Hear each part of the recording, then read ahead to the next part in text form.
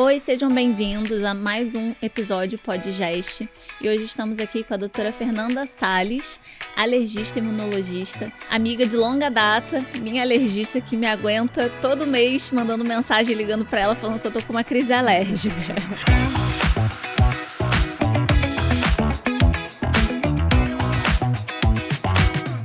Como é que você tá, doutora Fernanda? Eu tô bem. Obrigada pelo convite. Tô gostando de estar aqui no Podgest, primeira vez no podcast. Acho que vai ser um papo legal. Vai.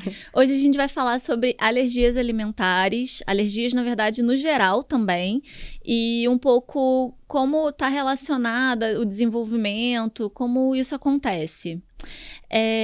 A gente está percebendo hoje em dia muita gente ficando com alergias, né? Tanto alimentares como rinites, como alergia a ácaro, alergia a fungo.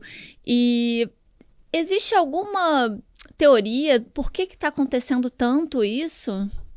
O que acontece é que, assim, a gente vê que tem uma prevalência que está aumentando de alergia, e não só de alergias no geral, como na gravidade das alergias.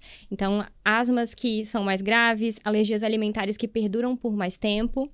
E existe uma teoria que é uma coisa assim, é uma hipótese da teoria da higiene, né? Então, assim, hoje em dia a gente vive mais num meio ambiente mais urbanizado, a gente não vive tanto mais ali na roça, no ambiente rural. E acredita-se que o meio ambiente, quem vive mais em locais com mais poluição, com mais exposição a patógenos que não são tão legais e micro-organismos não tão legais, podem ter mais alergia. Então, isso foi visto, na realidade, num estudo de prevalência, em que eles viram que as crianças que nasciam ali em ambientes de roça, de fazenda, em ambientes que não são urbanos, elas tinham menos alergia do que as crianças que nasciam na cidade. E aí, eles, depois de verem essa diferença, eles foram tentar entender por quê. E aí, essa teoria explica isso, né? Não se sabe se é verdade, mas é uma coisa bem, bem discutida na alergia hoje em dia. Então, assim, esse período que a gente passou, por exemplo, de Covid, que a gente ficou muito mais trancado em casa, muitas crianças nasceram, não tiveram tanta exposição, tanto para fora de casa, a novas gripes, que também influencia, né? Mas o uso de muito álcool em gel, lavar a mão. Exatamente. Isso influencia. Então, assim, na realidade, você ficar com aquele ímpeto de eu vou deixar tudo limpinho, eu vou lavar, tudo esterilizado, a mamadeira, isso é legal, mas não vamos pro excesso, né? Porque ter contato com alguns micro-organismos, no geral, assim, é interessante, né? Até para microbiota do paciente, até para desenvolver o sistema imunológico daquele bebê, né? E assim, é bem interessante você falar, porque a gente sempre ouve falar, então coloca em contato com um cachorro ou com um gato, porque assim, a gente não vive no interior, então a gente não tem muito contato com animais, né? Sim. O que a gente tem contato é com cachorro e gato aqui na cidade. Então, colocar perto de cachorro e gato, dar uma lambida ali, faz bem, sim, teoricamente. Sim, faz. É legal, né? O bebê ter contato com cachorro, com gato, isso previne alergias futuras a cachorro e a gato. Não significa que não vai acontecer, ainda pode ser que aconteça, mas é legal. E é legal também você deixar ter contato com a natureza, né? Deixa rolar na grama, deixa brincar com a terra, deixa se sujar. Você não precisa ir para a fazenda para o seu filho ter contato ali com os micro-organismos legais, do bem, né? Só de ir para um parque, um ambiente aberto, cachorro, gato, todo mundo junto brincando ali já é o suficiente. Ai, que bom. Então fica mais tranquilo que não precisa viajar, ter todo um preparo para sair dali da casa, né? Aquele estresse todo com criança, então fica mais tranquilo. Sim. E você até comentou aqui da microbiota, né? Porque a gente sabe que a gente, durante a infância, até mesmo hoje já tem dados que dentro mesmo da barriga da mãe tem contato com alguma microbiota já da própria mãe. E aí depois, através do aleitamento, do contato com o ambiente, de beijos de familiares, isso tudo vai formando a comida, vai influenciando bastante na microbiota da pessoa ao longo da vida. Acredita-se que até uns 5 anos de idade ainda está em formação, né? Totalmente. E fora que depois, quando a gente fica adulto, a gente consegue também dar uma modificada nela através do padrão alimentar, se você está comendo mais legumes, verduras e tudo mais. Crianças ou pessoas que na primeira infância passaram por muito uso de antibiótico, porque antibiótico interfere muito, né? Muito. Interfere muito, e assim, às vezes interfere também quando que você vai entrar com aquele antibiótico, né? Então, às vezes, muito bebê, muito pequenininho, recém-nascido, precisou ficar internado numa UTI, já ganhou antibiótico, isso faz toda a diferença. É óbvio que eu não tô falando mal de antibiótico é necessário quando é necessário. Importantíssima, mas altera a microbiota intestinal, a microbiota de pele, mas aqui a gente tá falando mais da microbiota intestinal, né? Então, altera sim. Antibiótico é uma coisa que altera, o ambiente urbano altera, o leite materno, né? Se você não foi amamentado, se você não teve essa oportunidade, você ganhou fórmula desde pequenininho, também altera.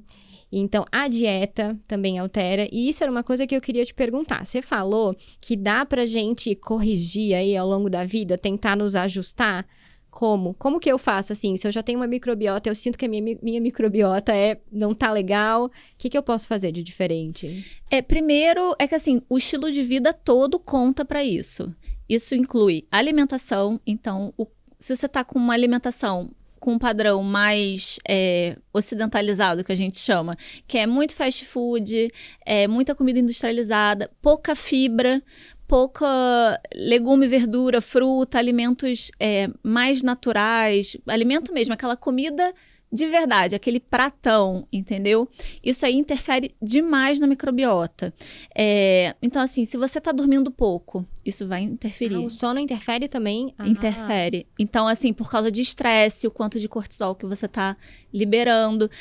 Se você come pouca fibra, por que interfere? A fibra, ela é um alimento para as nossas bactérias intestinais. E as bactérias usam aquela fibra para produzir, para se alimentar, e acabam produzindo metabólitos, como os ácidos graxos de cadeia curta. Que, por exemplo, o butirato, que é extremamente importante para a nossa saúde intestinal. Então, além disso, se você faz exercícios extenuantes, por exemplo, atletas têm que tomar cuidado com a microbiota intestinal. Isso interfere. Você pensar que se você coloca muitos alimentos, por exemplo, fontes de açúcar adicionado mesmo, não é açúcar da fruta. Não, gente, açúcar da fruta vem... É o açúcar no café mesmo. Exatamente. Ou muito bolo, ou carboidratos simples, por exemplo, muito pão, muita farinha. Isso aí tudo acaba interferindo, porque além de você estar dando pouca fibra, é como se você estivesse dando muito alimento, criando ali uma rave, sabe? Você tá dando muito alimento, as bactérias podem até se descontrolar ali dentro, podendo causar problemas, por exemplo, como SIBO, como um descontrole bacteriano, desbiose. Então, interferindo também em como que esse intestino, ele tá lidando, porque o intestino, ele é uma barreira. Como a nossa pele, ele é uma barreira para o meio externo. Com certeza. Então, o que você coloca para dentro é o que o seu intestino está tendo contato. Com certeza. Se o seu intestino não tá bom, se aquela barreira de muco não tá boa, se aquelas células intestinais elas não estão tão juntinhas do jeito que deveria, acaba passando. E acaba, inclusive, predispondo a algumas alergias, né? Então, quando você tem ali uma barreira realmente intestinal que esteja ali fenestrada, né? As toxinas, algum alérgeno, algum alimento ali pode passar naquela barreira, aquele alérgeno, aquela substância ser apresentada para o sistema imunológico e predispor a uma alergia. Então, eu acho que tem tudo a ver, né? A dieta, a microbiota intestinal, com a perda de uma barreira cutânea e a predisposição a uma alergia alimentar. Eu até estava vendo outro dia, me corrija se eu estiver errado, parece que as pessoas que têm aquela dermatite pode até ter algum tipo de alergia alimentar de acordo com o contato. Então, assim, quem tem dermatite atópica, a nossa pele, a gente também tem a barreira cutânea. Então, quem tem a dermatite atópica já tem, de base, uma pele mais fenestrada. Então, eu explico para os pacientes que é como se fosse essa parede que a gente tá vendo, né? Então, a gente tem os tijolinhos e a gente tem o cimento. Quem tem dermatite atópica não tem o cimento entre os tijolinhos, então ela é uma pele mais fenestrada. Então, eu posso, talvez, passar ali um hidratante que tem uma proteína do leite e aí sensibilizar esse paciente, e o paciente depois ingerindo um leite desenvolver uma alergia alimentar.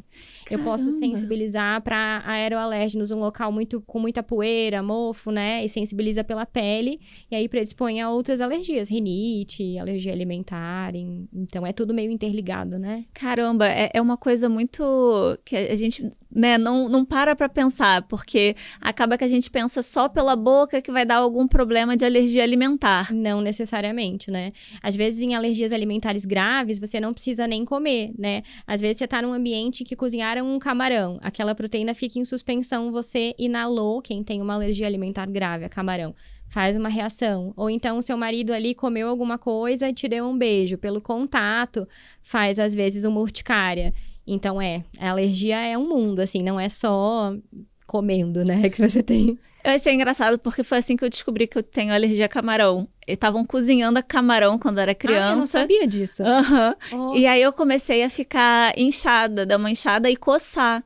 E aí perceberam que eu tinha alergia a camarão. Mas eu imagino que deve ter sido difícil para eles descobrirem, né? Porque não é uma coisa tão óbvia, né? Até o pessoal se tocar que foi isso. Pois é, demorou um pouco, mas a minha sorte é que minha mãe é da área da saúde, então facilita um pouco. Mas assim, essas alergias, na verdade, é difícil a gente conseguir mapear e identificar, né? Tanto alimentar quanto alergias respiratórias ou de contato. Assim, existem exames, né? A gente tem alguns exames IgEs específicos, exames de sangue. Para alergias de contato, a gente tem um teste chamado PET teste. Existe exame que nos ajuda a guiar, né?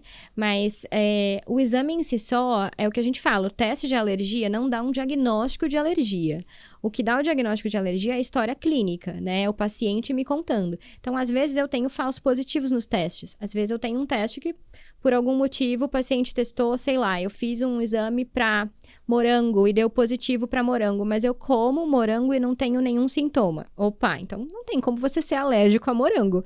Mesmo esse teste vindo positivo, né? Então, você precisa de uma história clínica, uma história convincente, uma coisa que bata mais aquele teste positivo. E você precisa também de uma coisa chamada reprodutibilidade.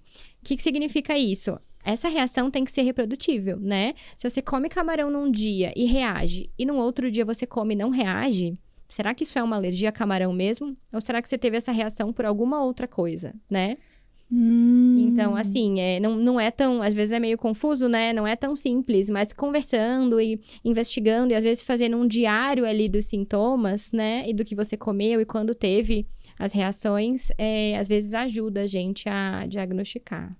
E você, hoje em dia, você vê... Porque você tem uma especialidade, né? Urticária. Isso. Acaba que, assim, a gente sempre fica um pouco na dúvida. Tem alguma coisa a ver com o que come? Não tem nada a ver com o que come? É o quê? Depende do tipo de urticária, né? A gente tem... Urticária é como se fosse assim, é um guarda-chuva que tem várias coisas embaixo, tá?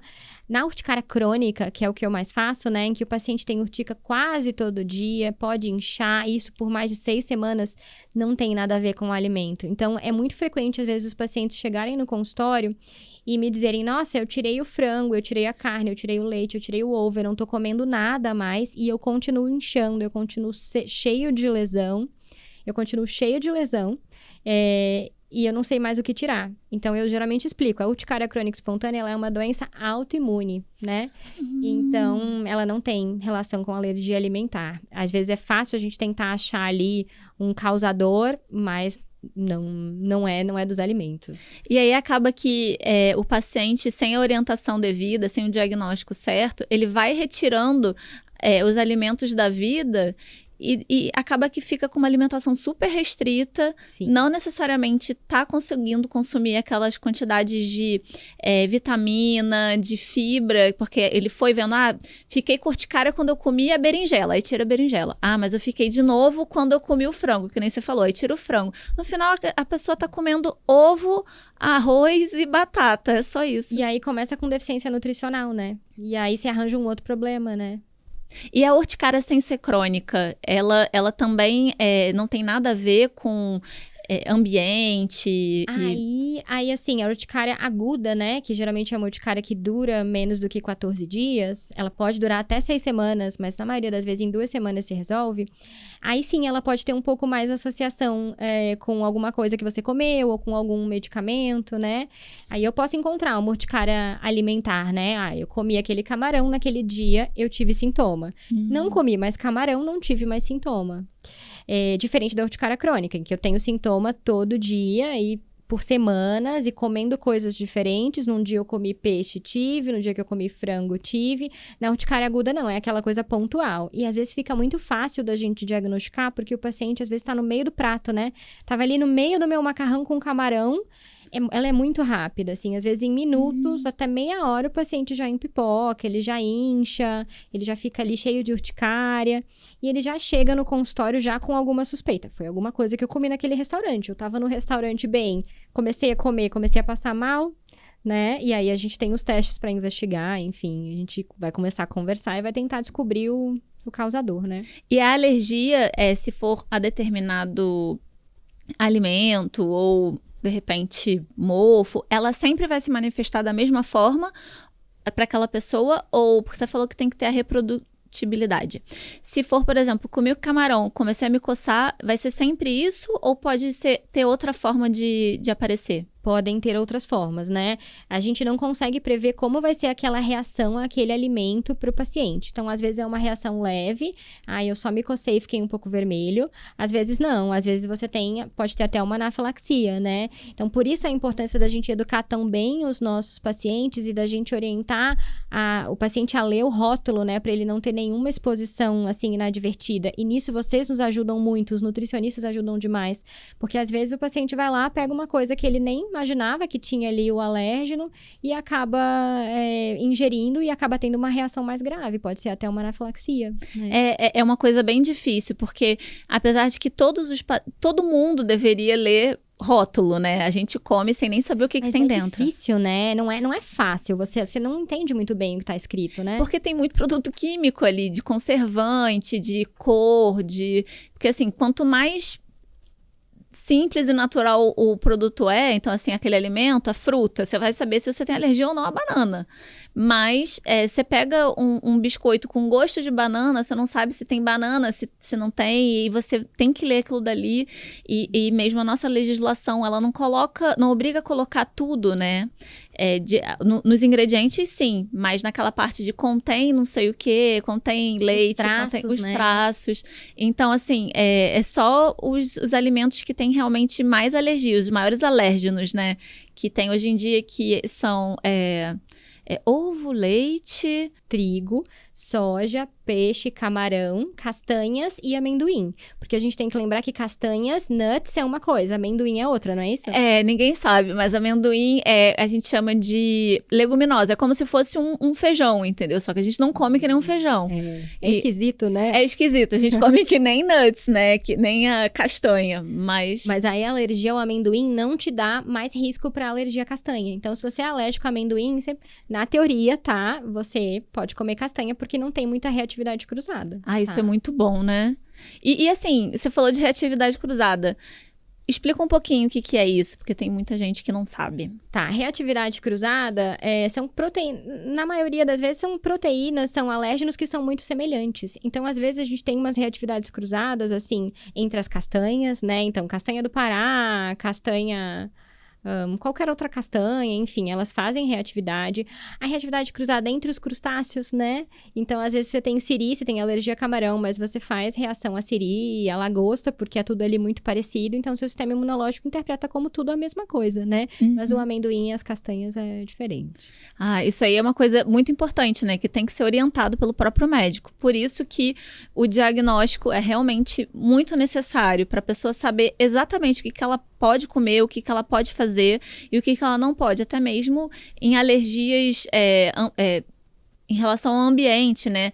Então, assim, lugares com muita poeira por causa do ácaro, ou lugares, assim, lugar de praia é um problema para quem é alérgico a mofo. Então, assim, aquela umidade excessiva. Então, são coisas que a pessoa tem que começar a tomar cuidado para não ter crises alérgicas e, né? Isso, o próprio alérgico, você sabe, né? A pessoa já intuitivamente, ela já sabe. Poxa, eu tenho que deixar o meu quarto limpo. É melhor eu evitar tapete, né? Eu vou ter que trocar a roupa de cama sempre. Ele já sabe. Nossa, eu não troquei minha roupa de cama, tá aquela mesma roupa de cama há 15 dias, eu vou ficar entupido, meu nariz tá escorrendo, né? Então, você começa a ter uns cuidados que, na realidade, fazem toda a diferença no tratamento, né? Não é só a gente dar medicamento, dar spray nasal e tal. A gente tem que cuidar do ambiente o máximo possível, né? Dado que a gente não consegue controlar a poluição, não consegue controlar as mudanças de tempo de São Paulo, né? Hoje tá super frio, ontem já tava mais quente, amanhã só Deus sabe. Tô impressionada que eu não tô com alergia Olha hoje. só. A alergista é muito boa. Arrasei. Aqui a gente tem uma troca boa, né? Uhum. Eu já perdi os quilinhos da gravidez com a graça de Deus. Eu já tô me alimentando melhor e eu vou cuidando dessa alergia. Com certeza. Eu te garantindo que eu preciso mais de você do que você de mim. Agora eu queria te fazer uma pergunta, né? Às vezes os pacientes vêm no consultório querendo saber o que eu posso fazer para prevenir, né? Como é que eu consigo prevenir que meu filho seja alérgico e tal? Tem como a gente fazer isso? E tem alguma coisa que eu posso tomar? E um suplemento para minha imunidade? Às vezes eles perguntam, né? E tá um pouco na moda umas coisas de probiótico, prebiótico. Qual é a visão do nutricionista sobre isso? O que vocês costumam fazer? Assim, o principal é a base. Você tá se alimentando bem? Porque assim, suplemento é a cerejinha do bolo. Se você não se alimenta bem, o seu intestino não vai ficar bem. Entendeu? Então, assim, o que é se alimentar bem? É aquela velha história. Legumes, verduras, frutas, comer proteína na quantidade correta, fazer exercício físico, beber água. Assim, o estilo de vida todo, ele vai influenciar em como a maior chance de você ter uma crise alérgica ou não. Além de, óbvio, você ter um manejo ali do ambiente a qual você tem alergia. Mas hoje em dia a gente sabe que deficiências de algumas vitaminas e minerais, elas podem prejudicar o nosso sistema imunológico. Então, zinco, selênio, vitamina C a gente fala, que saiu um estudo há muitos anos atrás falando que vitamina C prevenia. Na verdade, não. A baixa de vitamina C, que a vitamina C é um dos maiores antioxidantes que a gente tem, ela simplesmente faz com que piore o nosso sistema imunológico. Mas assim, qualquer coisa em excesso ou em falta no nosso corpo não faz bem. Com certeza. Então, assim, existem sim alguns suplementos pontuais que realmente vai depender de cada paciente, de cada necessidade. Individualizado, né? Exatamente. Não é todo mundo que pode tomar probiótico, porque o probiótico tomado na forma errada, ele pode desencadear outros problemas intestinais, ou até mesmo, de repente, piorar ali alguma coisa da sua imunidade, porque o nosso intestino, ele tá muito interligado com a nossa imunidade, né? Ali é a nossa porta de entrada para muita coisa. Sim. Então, a nossa imunidade ali fica bem atenta. Então, se você vai colocando coisa para dentro que ou não tem necessidade, ou você está colocando em excesso, vai ter algum tipo de reação negativa. Então, realmente, existem alguns suplementos, mas é muito de forma individualizada. Às vezes, aquela pessoa está com baixa de ferro. Então, assim, para ela, ter pouco ferro dá uma anemia. Isso aí vai influenciar de alguma forma o sistema imunológico, porque o nosso corpo ele funciona de uma forma sistêmica e completa. Apesar de que a gente separa tudo por etapa. Né? Exatamente. Tudo está interligado. Então, assim, B12 está baixa, isso aí vai causar alguma coisa ali no seu sistema imunológico. Então, isso tudo tem que estar muito bem amarrado para a pessoa ela ter menos chance de ter alguma crise ou desenvolver alguma alergia. Sim. E quanto ao filho, a gente fala que muito, principalmente da alergia alimentar, o principal é aquela janela imunológica ali. Imunológica. Que é entre os 6 meses, que a gente fala da introdução alimentar, até 1 ano. Aquilo dali é muito importante. Saíram estudos mostrando que você postergar, por exemplo, a introdução do amendoim para aquela criança não vai melhorar a chance dela de alergia. Pelo contrário, né? Exatamente. Então, esse é um estudo, esse se chama estudo LIP, né? Um estudo de amendoim que é super famoso, que mudou as diretrizes e as recomendações da Sociedade de Pediatria, né? Então, agora a gente diz, não, os alimentos alergênicos têm que ser introduzidos precocemente. Se você ficar empurrando com a barriga e deixando para introduzir depois, principalmente acima de 1 ano, aumenta mais chance daquele sistema imunológico não ter a tolerância oral, não tolerar aquele alimento. Então, aqueles Big Eights que a gente falou, o ovo, o leite, a castanha, você tem que dar tudo pro seu bebê, né? Obviamente, o ideal é que a gente dê devagar, né? Um de cada vez, até porque se o paciente reage, a gente não vai saber o que aconteceu. Então, uma introdução ali em alguns dias, dá 3 dias de ovo, depois 3 dias de trigo. E ter observação ali também, né? Para ser mais seguro para o paciente e a gente conseguir introduzir tudo naquela janela imunológica ali. Né? Inclusive, é interessante porque... até mesmo em relação à doença celíaca, né, que eu tenho doença celíaca, eles não falam, por exemplo, se eu tiver um filho, não é para postergar essa introdução alimentar da doença do trigo e do glúten, entendeu? Na verdade, assim, óbvio, você vai ter que ficar mais atenta naquele caso, porque tem uma chance de também ter doença celíaca. Tem uma chance aumentada, né? É um fator de risco, não é? Porque a doença celíaca, ela é genética. Então, eu posso passar o meu gene pro meu filho, mas não necessariamente ele vai desenvolver isso. Então, assim, ele pode se alimentar de trigo, de glúten, mas, assim, sempre vendo e observando se ele está crescendo bem, se ele está tendo algum sintoma gastrointestinal, se ele está tendo ganho de peso, se está perdendo. Sim. Então, são indicadores que a gente vai vendo, mas, assim, é importante aproveitar a janela imunológica. É importantíssimo, E é da mesma maneira como na alergia, né? A gente sabe que como na doença celíaca, a mãe que tem doença celíaca, o filho tem mais chance... na alergia é a mesma coisa. Se você tem um dos pais alérgicos, a criança tem mais chance de 20% a 40% de ser alérgica. Se os 2 pais são alérgicos, de 50% a 80%. É por isso que eu sou alérgica. Lá em casa os 2 são alérgicos. Tá explicado. E quem tem doença celíaca? Ninguém. Bom, ninguém investigou, né? As pessoas vão empurrando com a barriga. Tipo, não, é só você na família. Mas tem algum sintoma gastrointestinal?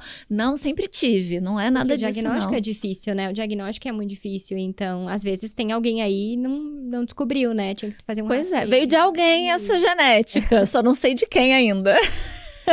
Mas assim, no caso dos bebês, que a gente vai começar a dar os alimentos alergênicos, é bem interessante a gente ficar ali bem atento, né? E introduzir um por um, e sempre naquela janela acima dos 6 meses, né? Nunca abaixo, porque o bebê tem que estar em condição para começar a comer sólido, né? Tem que ter os sinais de prontidão, ele tem que sentar com apoio, ele tem que ter um interesse ali pela comida, abrir a boca quando você começa a oferecer o alimento, né?